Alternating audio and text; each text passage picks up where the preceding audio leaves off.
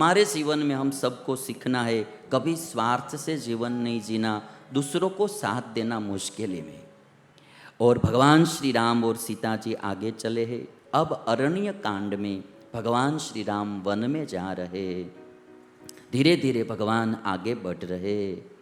कहीं 4 महीना रहते, कहीं 6 महीना, कहीं 8 महीना, ऐसे ही रहते रहते भगवान श्री राम को 10 वर्ष व्यतीत हो गए। अगस्त्य मुनि के आश्रम में भगवान श्री राम पधारे हैं। अगस्त्य मुनि के आश्रम में से पंचवटी में आए हैं। पंचवटी में लक्ष्मण जी ने गोदावरी नदी के तट पर आश्रम बनाया। भगवान श्री राम पंचवटी में, महाराष्ट्र में आया पंचवटी में अब रह रहे हैं। और भगवान श्री राम ने एक दिन अगस्त्य मुनि से पूछा कि ये जो प्रदेश है, इस वन में पशु और पक्षी क्यों नहीं रहते हैं? तो अगस्त्य मुनि कहते हैं, इसको दंडकारण्य क्यों कहा जाता है?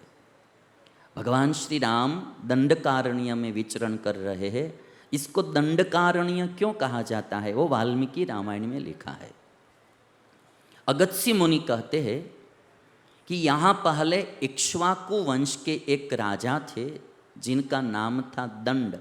वो दंड का ये राज्य था। यहाँ इक्ष्वाकु वंशी, जो रामचंद्र भगवान का वंश है, इक्ष्वाकु वंश, इक्ष्वाकु वंशी एक इक्ष्वाकु पुत्र दंड थे।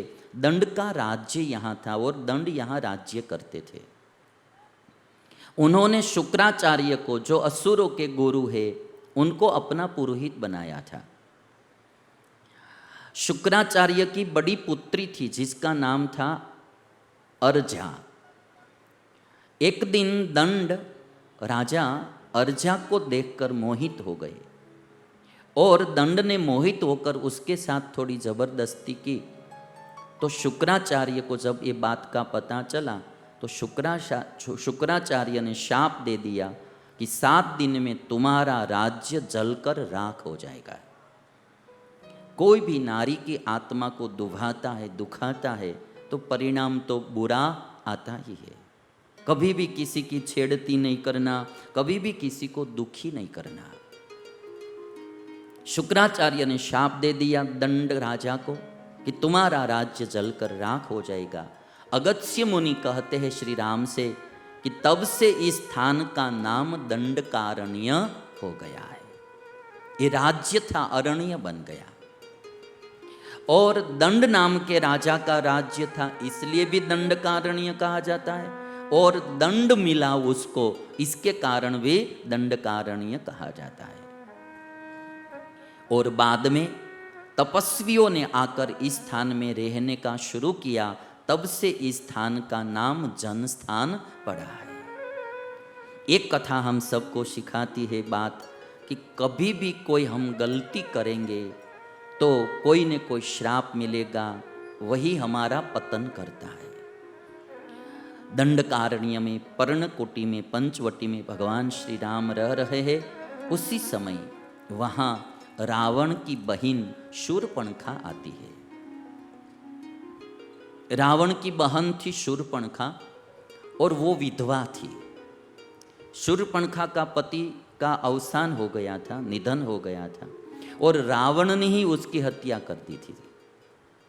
ये आपको पता नहीं होगा, तुलसी को ये रामायण में, वाल्मीकि रामायण में लिखा है। रावण जब युद्ध करने के लिए गया था तो उसमें इतना मदोन्मत्त होके रावण युद्ध कर रहा था। उस समय अपना बहनोई आ गया सामने, शूर्पणखा का पति। मद में इसको पता नहीं रहा और अपने बहनोई को भी मार डाला। तो शूर्पणखा विधवा होकर घूम रही थी। भगवान श्री राम के पास आ गई और भगवान श्री राम के पास आकर राम को देखकर मोहित हो गई। और शूर्पणखा कहती है, चिराय भव भरता में सीतया किम करिष्यसि। हे राम, सीतया तुम किम करिष्यसि, मम भरता भव, मेरे पति हो जाए, सीता से तुम्हें क्या काम है। विकृता च विरूपा च न सेयं सदृशी तव, अहमेवानुरूपा ते भार्या रूपेण पश्य माम्। ये सीता जी तो विकृत है, विरूप है, मैं ही तुम्हारी योग्य पत्नी हूँ। शूर्पणखा थी राक्षसी, किंतु सुंदरी नारी का रूप लेके आई थी। इस दुनिया में ऐसे लोगों को पहचानना बहुत मुश्किल हो जाता है। रूप बदल के आई थी। रामचंद्र भगवान तो पहचान गए थे। रामचंद्र भगवान ने कहा कि मुझे तो पत्नी है सीता जी, वो जो दूर बैठा है ना लड़का, वो मेरा भाई लक्ष्मण है, वो अभी अकेला है, उसके पास तुम जाओ। तो शूर्पणखा को लक्ष्मण के पास भेज दिया। लक्ष्मण के पास आई, कहती है कि मुझे पत्नी बनाओ। लक्ष्मण ने कहा कि देखो, जो श्री राम है ना, वो अयोध्या के राजा है, उनकी पत्नी तुम बनोगी तो तुम रानी बनोगी, और मैं तो उसका नौकर हूँ। यदि मेरी पत्नी बनोगी तो नौकरानी बनोगी। राम तो राजा है, उनकी पत्नी बनोगी तो रानी बनोगी, और मेरी पत्नी बनोगी तो तुम नौकरानी बनोगी, और इसलिए तुम राम के पास जाओ। लक्ष्मण ने राम के पास भेज दिया।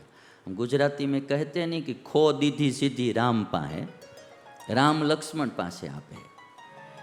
कथम दासस्य मे दासी भार्या भवितुम इच्छसि, आर्यस्युतम विशालाक्षी भार्या भव यवीयसी। फिर राम के पास भेज दी। राम ने फिर लक्ष्मण के पास भेजी। तब शूर्पणखा को गुस्सा आ गया। एक बात बहुत सीधी सी है कि जब हमारी मनोकामना पूर्ण नहीं होती है तो गुस्सा आता है।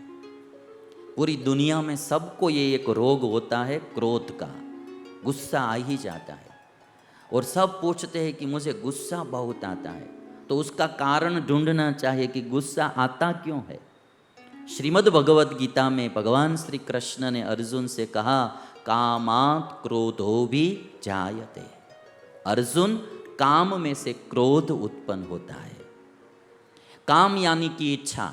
कोई भी हमारी इच्छा है और इच्छा पूर्ण नहीं होगी, इसलिए गुस्सा आएगा। हमारी मनमानी नहीं होती है, हमने जो इच्छा रखी है वो पूर्ण नहीं होती है, हमने जो चाहा वो होता नहीं है, और हमने जो चाहा वैसे कोई करता नहीं है, तो हमको गुस्सा आता है। यदि कामना रहेगी तो गुस्सा आएगा ही। कामात् क्रोधो विजायते, क्रोधात् भवति सम्मोहः, सम्मोहात् स्मृति विभ्रमः, स्मृति भ्रंशात् बुद्धिनाशो, बुद्धिनाशात् प्रणश्यति। वो क्रोध विनाश तक ले जाता है। तो जब कभी किसी को भी गुस्सा आता है तो हम सब देख लेना, दो तरह से होता है। कभी शारीरिक क्षति के कारण भी गुस्सा आता है,